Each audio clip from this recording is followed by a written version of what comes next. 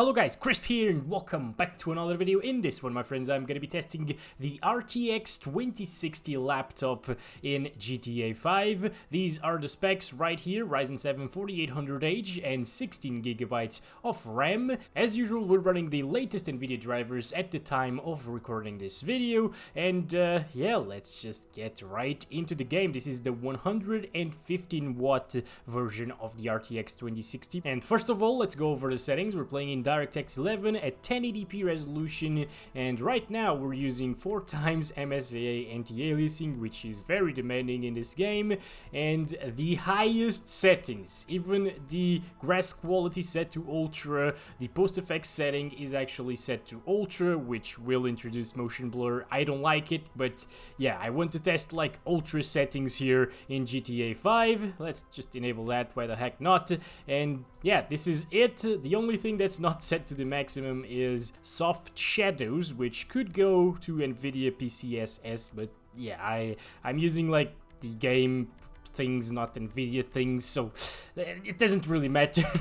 Let's apply that and go to advanced settings, and right here you can see that everything is enabled and maxed out, except for this, which is just resolution scaling. We're not going to touch that, at least not right now.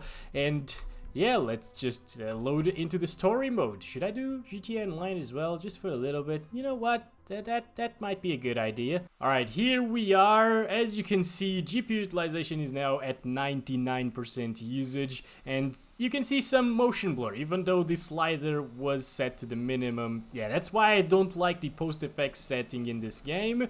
So, as you can see, guys, this laptop has no problems playing this game, even at maxed out settings with the advanced options turned on. It might actually drop from 60 FPS a couple of times here and there, especially in grassy areas. We're gonna visit Jack, of course, in just a little bit to see that, but yeah, so far, so good. It's very smooth. It's not a high refresh rate experience, but you don't need that in GTA 5, in my opinion at least.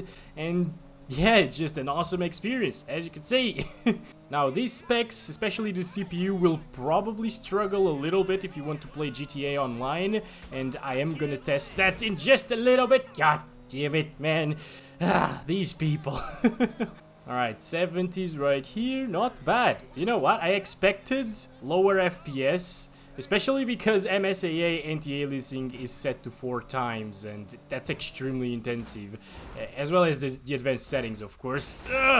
But the advanced settings coupled with MSAA anti-aliasing, yeah, I was expecting much lower FPS, but okay.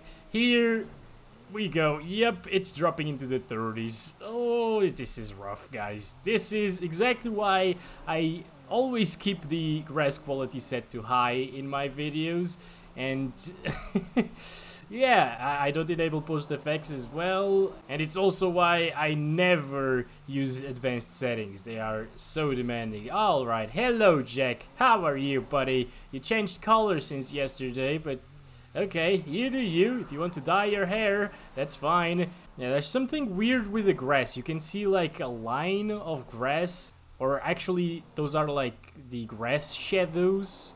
You can see them appearing and disappearing right in front of you, so that's a little bit distracting. I think like with no advanced settings and high grass quality, it was looking a little bit better. Yeah, I don't know, guys, I don't know. But if you want to play this game maxed out, you can expect around 60 FPS on average. Yeah, honestly, I wouldn't play like this because you can actually have a locked 60 FPS experience or 60 plus FPS experience without much difference on the graphics with lower settings, but you don't lose a lot of visual fidelity. Alright guys, so now we're gonna test like custom settings, which I believe is how you should play this game because it still delivers pretty good visuals and extremely nice performance. So I'm gonna leave the MSA anti-aliasing set to 4, but we're gonna lower the grass quality to high, the shadows, yeah, let's just lower that a little bit to softer instead of softest, post effects to normal, everything else here, let's just keep it like that. We need to restart now.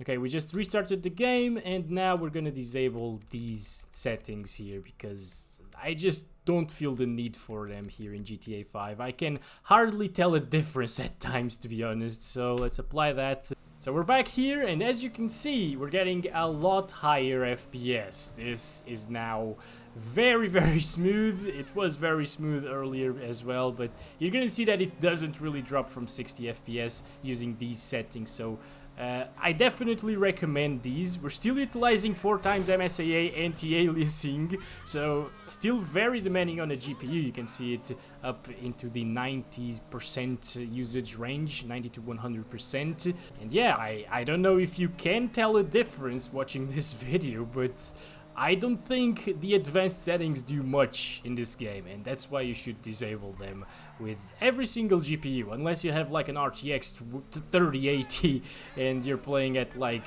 1080p or 1440p. In that case, well, yeah, just enable them for the sake of saying that you're playing on the highest settings and you have a 3080, I guess, but it's not needed. That's what I'm trying to say here. Oh gosh, okay, people, get out, please. Oh boy, alright, that was kind of bad. And we're almost arriving at the most demanding area. Oh boy, okay, Michael, get up, please. Oh, there's blood in the ground and everything. Are you alright? Oh, it was just your arm. As long as it isn't the right arm, right, guys? No.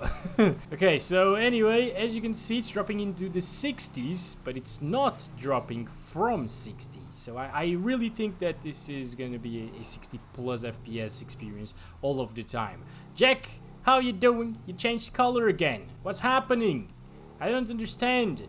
Oh, and you can now see that, yes, the grass looks a little bit worse because the shadows aren't really there, but at least they're not rendering in like 2 meters from you, so I think it's less distracting. And the 1% lows are actually in the 50s now. Oh yes, it drops. It drops from 60 FPS, guys! What the heck? Easy fix. If you really don't want to see like 57 FPS or 58 there at times, just lower the MSAA anti-aliasing to 2x instead of 4x, and that's gonna do it, absolutely.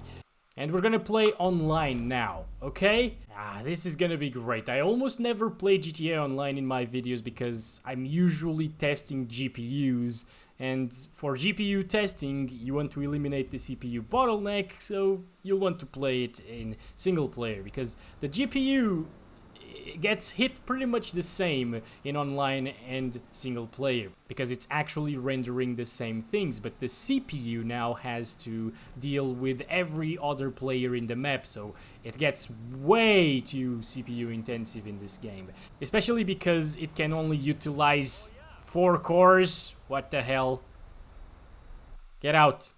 Get out! Jesus. Let's go ahead and play the game for a little bit. As you can see, we're not reaching 100 FPS anymore because we're CPU bottlenecked at this point.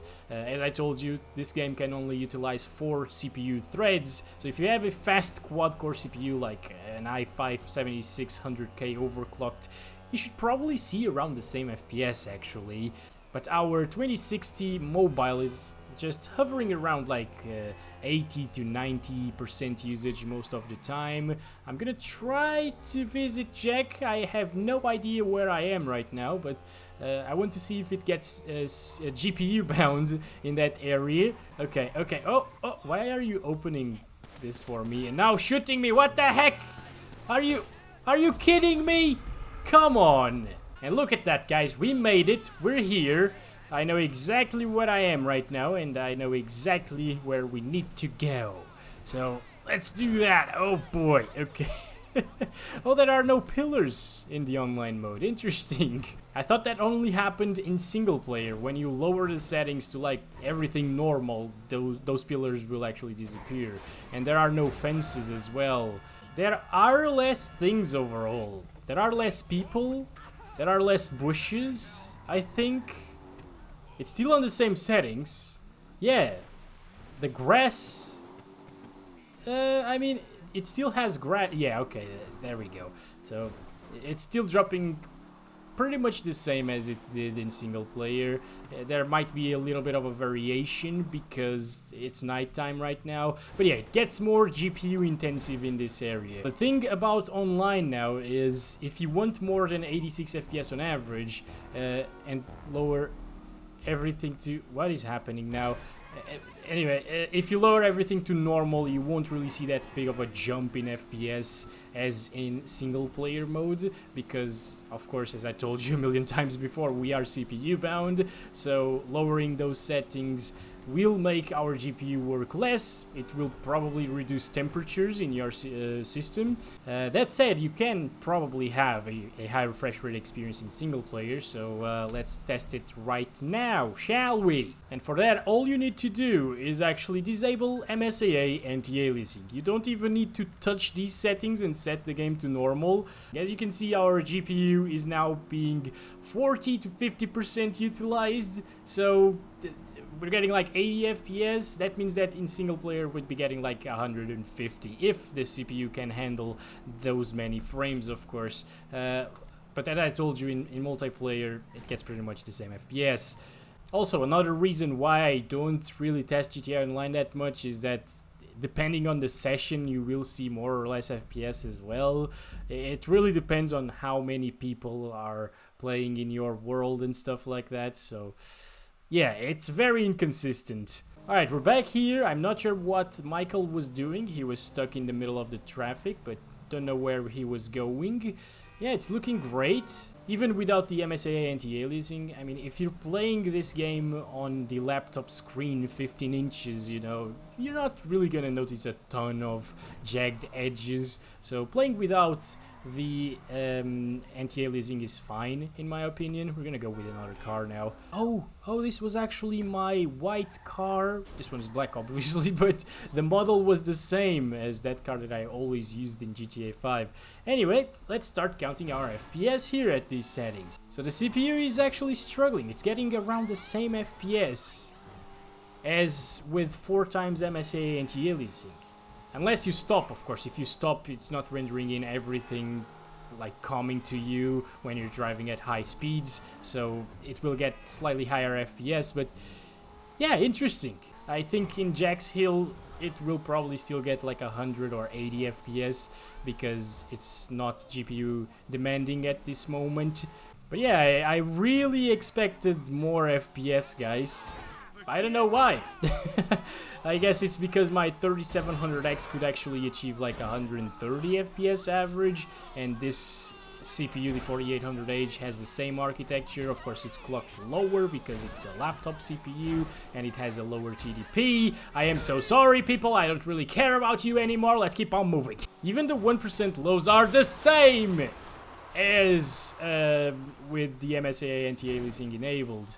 So that is very, very interesting. I was gonna ask why police are coming after me, but then I remembered that I just murdered like 700 people. But anyway, here we are, and in Jack's Hill, we're getting around 100 FPS because it's not really that GPU intensive anymore. GPU usage still goes up to like 90-something% at times, but it's fine. Jack, how's it going? I'm gonna follow him right now. Oh boy, no, don't do this, car. Oh my god. Every time I want to follow him around, I just can't because the cars are so bad. No! Yeah, he's gone at this point, guys.